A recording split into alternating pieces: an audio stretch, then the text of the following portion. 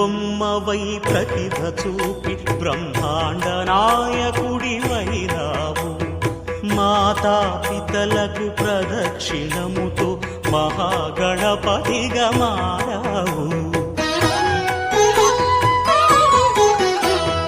భక్తుల మొరలాలించి బ్రోచుటకు గజముఖ గణపతివైనావు. బ్రహ్మాండమునే బొజ్జలో దాచి లంబోదరుడవు అయినావు. లాభము శుభము కీర్తిని కూర్పగ లక్ష్మీ గణపతివైనావు. వేద పురాణములఖిల శాస్త్రములు కళలు చాటును నీ వైభవం